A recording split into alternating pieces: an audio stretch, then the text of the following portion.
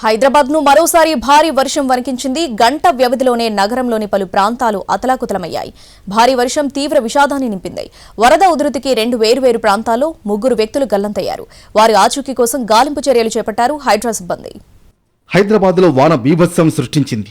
నిన్న సాయంత్రం నుంచి ఏకధాటిగా కురిసిన వర్షానికి పలు ప్రాంతాలు నీట మునిగాయి.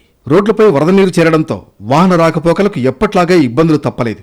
గంట వ్యవధిలోనే నగరంలోని పలు ప్రాంతాల్లో 10 సెంటీమీటర్లకు పైగా వర్షపాతం నమోదైంది. నాలాలు పొంగి పొర్లాయి.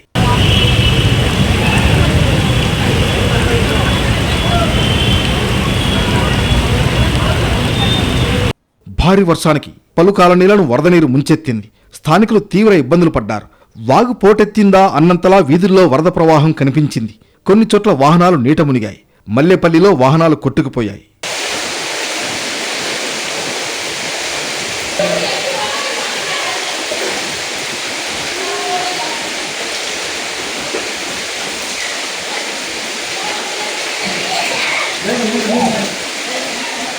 షేక్పేట, రాయదుర్గం, రాజేంద్ర నగర్, జూబ్లీహిల్స్, ఖైరతాబాద్, అమీర్పేట, ముషీరాబాద్, రామ్నగర్, తార్నాక, ఎల్బీనగర్, కాచిగూడ, కుషాయిగూడ, కాప్రా, కీసరా తదితర ప్రాంతాల్లో కురిసిన వర్షానికి ప్రధాన రహదారులు చెరువుల్ని తలపించాయి. వాహనాల రాకపోకలకు అంతరాయం ఏర్పడింది.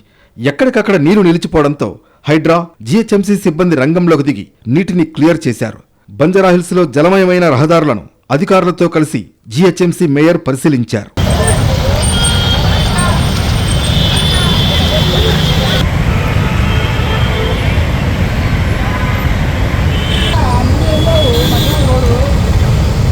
అత్యధికంగా ముషీరాబాద్, అబ్దుల్లాపూర్ మెట్లో 12 సెంటీమీటర్ల వర్షం నమోదు కాగా తార్నాకలో 10, కాప్రాలో 10 సెంటీమీటర్ల వర్షం కురిసింది.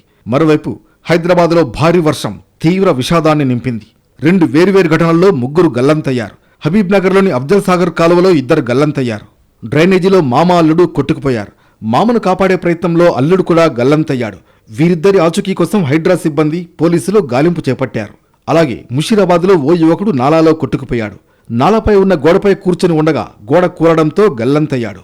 ఈ 3 ఆచూకీ కోసం గాలింపు చర్యలు కొనసాగుతున్నాయి. గచ్చిబౌలిలో గోడ కూలి 1 మృతి చెందగా 4 గాయాలయ్యాయి.